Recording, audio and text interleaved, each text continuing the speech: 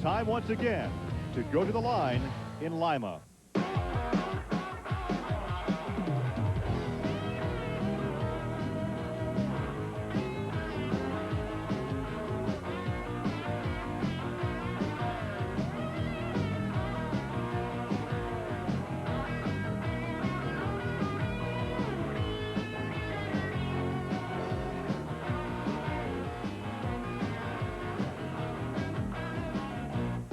This is Trucks and Tractor Power, featuring the best in NMRO Mud Racing. Today, from the Allen County Fairgrounds in Lima, Ohio, it's the four-wheel Jamboree Spring Nationals. After heavy early morning rains, the fans here at the Allen County Fairgrounds in Lima, Ohio are bathed in sunshine. It's a bit windy and very humid, but these engines and the mud racers love the moisture in the air. In fact, it seems like we always have intense competition here at Lima. We've had some violent crashes, torn up a lot of iron over the years, and Lima has replaced Bloomsburg as the Lady in Black on the schedule. Here with more on that story is Army Armstrong. The shutdown area, Gary, is taking the place of the infamous Bloomsburg Wall for providing action in the sport of mud racing like we've never seen before. If Sir Isaac Newton were alive today, we've proven his theory a 2,100-pound car cannot fly. Why do these cars have a tendency to act the way they do at Lima, Ohio? It's real simple. These guys are coming outdoors now. They spent the winter months indoors, running on the shorter tracks where they have an automatic kill system. That's not the case here. Here, you leg the motor, you give it all it's got, you go 180 feet, and then the driver is responsible for doing everything else. The driver really has his hands full here. And talking to the drivers, we asked them to be very honest with us. All the drivers said the same thing. Really, if you blink your eye, it's over at Lima. All right, there's a good look at starter George Cash as Gary Osteen rolls into the lane. He's driving the Dirty Bird out of Daytona Beach, Florida. He'll be taking on Chris Kane. Notice the different body styles. Now, earlier, Army took a look at some of the fiberglass we'll be seeing in today's competition. I love the diversity of mud racing. When I talk about diversity, I'm talking about the different body styles. No matter what kind of engine you're running, everybody's got their own preference of body styles. Notice the T over my shoulder? That's for the drivers who like the open type concept. They don't want a roof over them. But the Little Deuce Coupe next to him is on the other side of the slate. That gives the guy a little bit more protection, psychologically, I guess. But we're going to pan on over and show you some of the late model stuff, too. So no matter what type of vehicle you like, there's a class you can race it in mud racing, and it looks like it's going to be Class 5 today. Well, here's a guy that's come a long way to compete out of Daytona Beach, Florida, Gary Osteen in the Dirty Bird. Sitting in the other lane, as Osteen relies on Ford 4 horsepower, the new kid on the block, Chris Kane, with a beautiful candy apple prepared 32 Ford Vicky out of Manassas, Virginia, with some of that outlaw horsepower. Our first time to see this kid. Let's see what he's going to do when he pairs up against the old pro out of Daytona Beach, Florida, Gary. Now remember, they're going against the clock and not against each other as they stage. That's Osteen, the far lane, Kane, the near lane. This is Class 5 competition. Good look at Chris there in the cockpit. Well, Kane had a great hole shot, and he takes the measure on the clock at 2.79. A 2.79. And Olstein's a 3.63, so he won't be too happy with that run. Now, I'll tell you what, keep in mind, a 3-second run is about the bump spot. Anything quicker than that is a good run, and a 2.79 right out of the box is awfully good for the kid out of Manassas, Virginia. You can see how messy that shutdown area is. Let's go down trackside and talk with Chris. Chris, it looked like you were on the right side of the track a little bit. Is there any reason for that, or did the car just kind of wander over there? That's the way it wanted to go. I just kind of went with it. They kind of have a mind of their own once you leave that line, don't they? Yeah, you got to kind of steer it into it, so we did the best we could. The mud racing continues here in Lima. Stay with us. Welcome back to the Allen County Fairgrounds here in Lima, Ohio, where there is some track surface grooming going on right now. And earlier, Army took a look at track conditions. Gary, there has been a change in the track at Lima. We're going to try to explain it to you. Number one, the track is still the same length. It's still the same width, side by side. But the depth of the track is where the difference is. Really, you're only looking at about 6 to 8 inches of mud right now, and it's real gooey mud. The starting line looks good. It looks like it'll hold the horsepower. But the big story is on the other end of the track. These guys are going to really be able to get up and zing it out the other end. So not as much mud connotates out to much faster runs. Are you wearing boots down there, Army? Simpson boots, Gary. Stressed out. Coming up next, there is Roger Sherwood And he goes up against Al Stebbins, Rapid Transit. Stebbins out of Florida. We've had a chance to see him before. Sherwood's a new guy to us. We're kind of keeping an eye on them. Both of them liking that 23 Ford body style we talked about earlier. Time to beat, 2:79, turned in by Raising Cane, Chris Kane.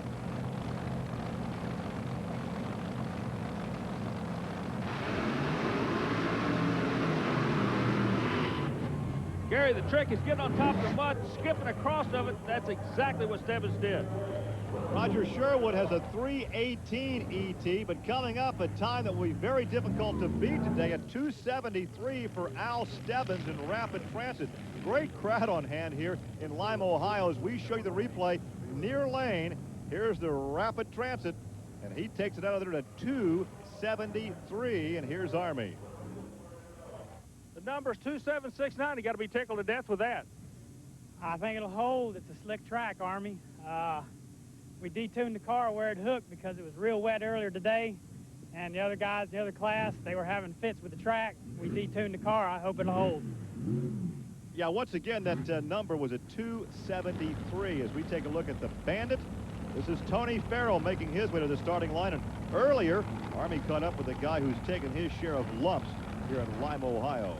Well, the blue ribbon is what all racers like to go out of here with, the checker flag or blue ribbon, but this guy's taken the blues with him for the past 2 years. Tony, not your favorite track to race at, I don't believe. No, this ain't. This is more like a jinx track to me. You know, last couple years, we went out here, parts tore up. Last year, we put it on stop. You know what they say, third time's a charm. I hope this year we bring home the money. Let's find out what kind of blue he takes out of here, the blue ribbon, or if the old blues is going to follow him one more time. Back to you, Gary. Well, he does not want to leave here black and blue, that's for sure, as he takes on Mel Brown. Mel Brown, Red Heat, another rear engine figure car. Downtown Brown. Everybody's still trying to figure this rear engine concept out. Melvin's been around the sport a long time. Everybody's watching as he progresses with this car. And Tony Farrell just wants to put that race car back on the trailer with all four wheels hanging on it. That would be a major accomplishment for him. Now, just kick back and listen to this.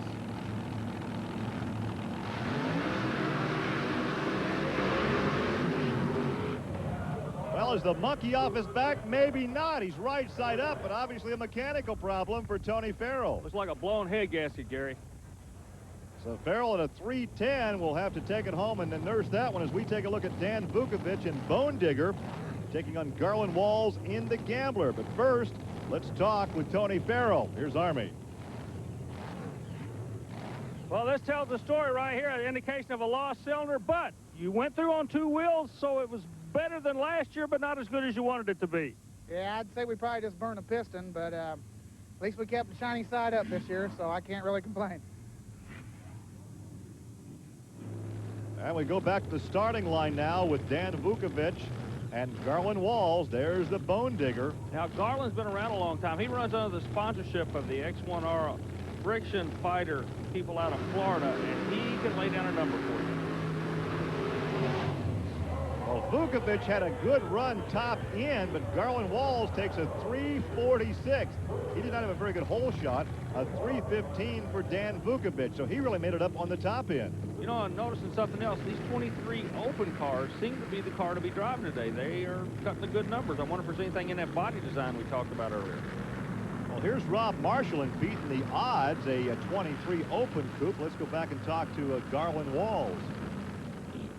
Garland, it looked like the car made a good move on the starting line and then hooked on you somewhere out there. What happened? It's got a hard bottom, and it's just blowing the tires away. It's starting to spin real bad. So it's like no mud at all once you get going. No mud, dude. I pulled through the line to see if there's any mud. It ain't nothing there. It's just like the hard ground right here. Well, looking now at split second. That's Jody Nelson staging against Rob Marshall, so this should be a dogfight. Rear engine against a 23 open. Yeah, but the rear engine car has Power Rangers on it, so you know every kid in the crowd's pulling for it. Once again, the time to beat a 2:73. Wow, good lead. Time, Gary, that 23 body style, the open body style seems to work. Sub 3 second, 2:99 for Rob. Meanwhile, in the other lane, a 3:36. So the rear engine combination still not worked out in the sport. A couple back with more. Stay with us.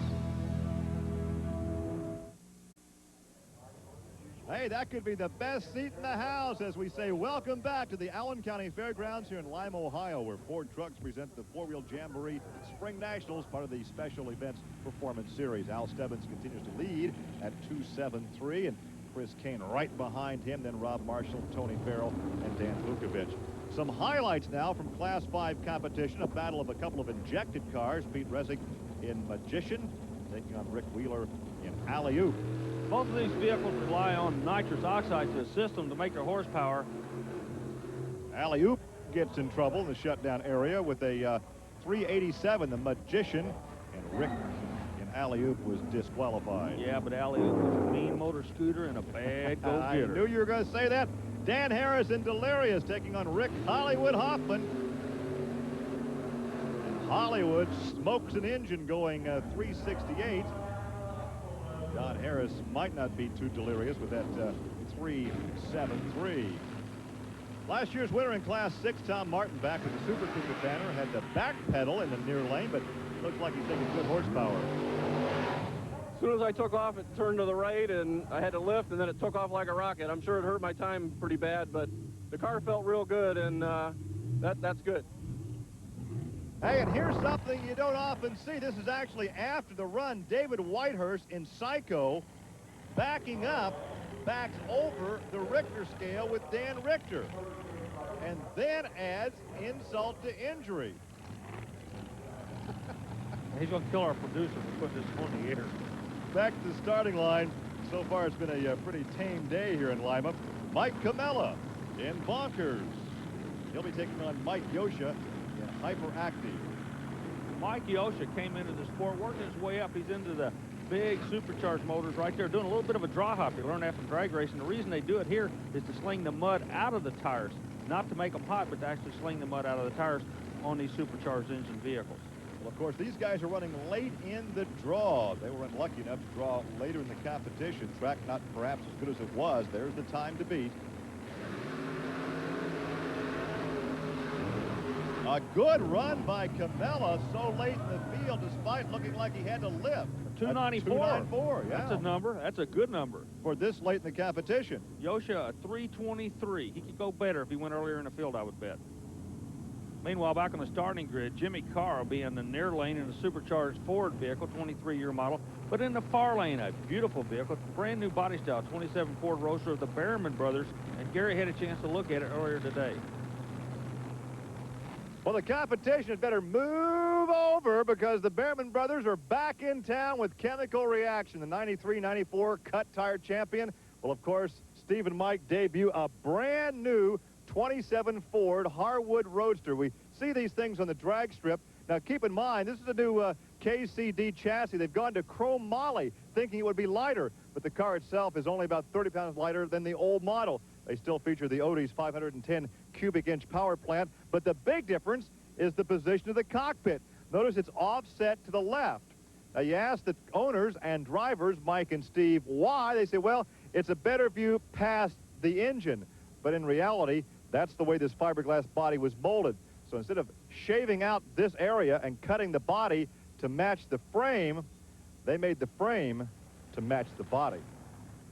You know, you guys at Circle Track are always saying Garrity engines. That's an Audi engine out of New York. I just want to get the engine builder's name right because he can make a whole bunch of horsepower for these guys. These are good kids. They're good for the sport. But the chromoly tubing, it may give them so much flex that the car won't handle. That could be a problem. It works good in drag racing, but in a lot of other sports, chromoly does not work.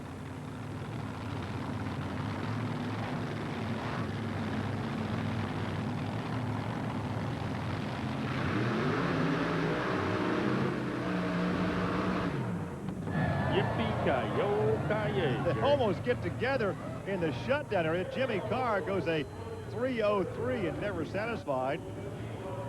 And look, there's Al Stebbins. He's looking on with interest. He leads right now. Yeah, he knew either one of those vehicles potentially could get him. They didn't. Now watch the replay. The far lane, there's a high spot that Mike Behrman hits. Right here, and now he launches again coming out of the pit. They almost get together, back on the power, turn away from each other. Let's go trackside. Here's Army. This is mud racing, not hop, skip, and jump, and that's exactly what you did out there. That had to be a spooky ride.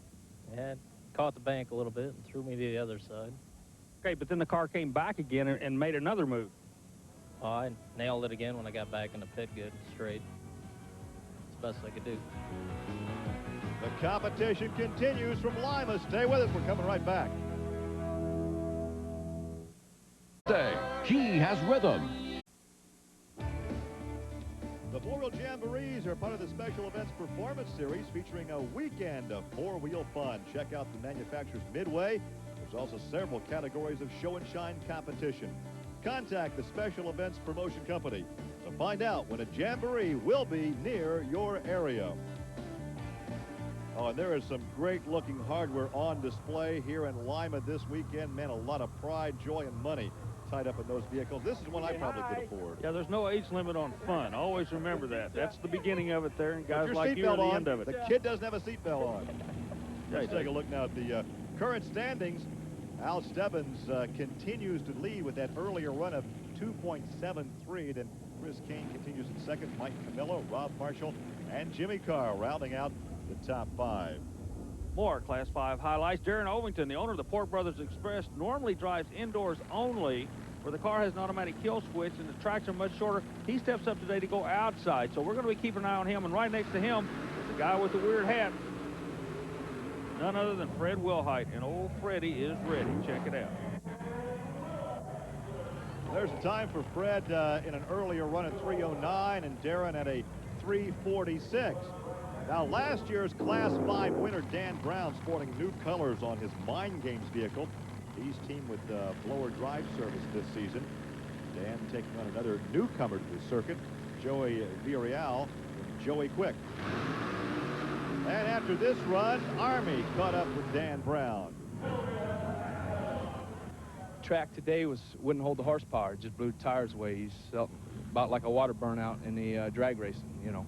So we felt it hook about half track, but it's probably not good enough. More highlights now. Dan Fuchs living on the edge in the near lane, taking on Gary Reddick in Touch of Madness. Late in the field, Fuchs would net a 3:19. Reddick went out of bounds. Yeah, but the good side is nobody's flipped so far. But it's not over. As Al Stebbins knows, there's still one or two guys that can drill him big time. Yeah, one could be the oil well driller. That's what he does as a profession. That's Ron Pence in Tater. He's a former NMRO Cut Tire champion. He takes on Chuck Nolan's stepchild. On an earlier feature, we talked about body styles, and we actually used Noel's vehicle, but if you look at it, it's a late model vehicle, but he doesn't have any top, and he doesn't have any doors. It doesn't look like anything I've ever seen before. Speaking of seen before, everybody is looking at this run. There's your leader in the black shirt. Al Stebbins continues to lead at a 2:73. The other guys that couldn't match him standing alongside watching the final pair here at Lima, Ohio. Gary, it's not over. Either one of these guys.